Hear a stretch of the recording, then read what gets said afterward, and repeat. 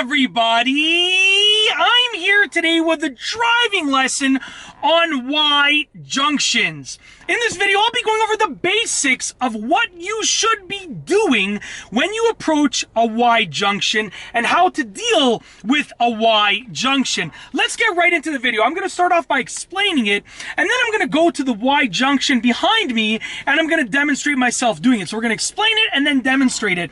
So approaching a Y junction is very similar to a four-way intersection. The only difference is a Y junction only has three different directions. As you can tell by the letter Y, it has 3 points. A Y junction also has 3 points. Now, what you do when you get to the Y junction all depends on which of those directions you are heading and what you see when you get there.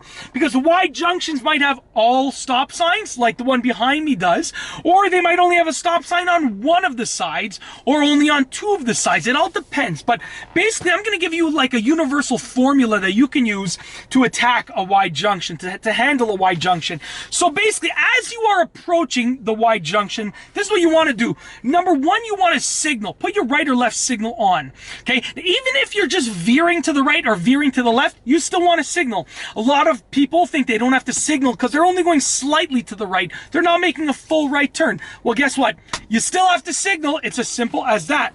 So then, as you signal, you're going to approach the intersection and you're going to scan the intersection. You're looking all over the intersection and you're potentially coming to a stop. If there's a stop sign, then you have to stop. If there's not a stop sign, then you don't necessarily have to stop. So if there's a stop sign, you have to stop.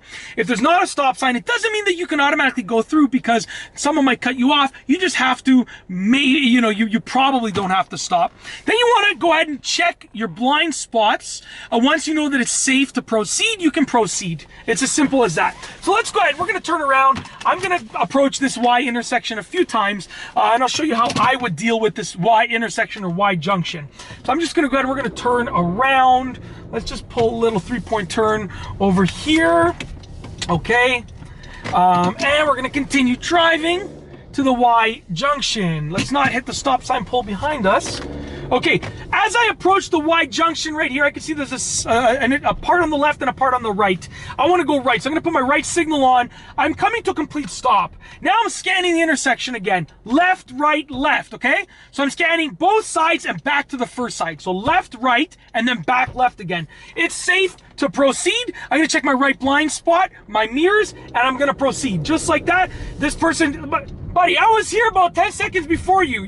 This guy was just gonna roll through the stop sign. Hopefully you saw that in the video. This guy was just literally just gonna blast through the stop sign, okay?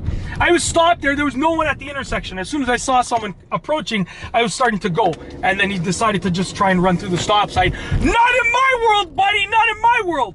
Okay, anyways, I'm gonna turn back around again.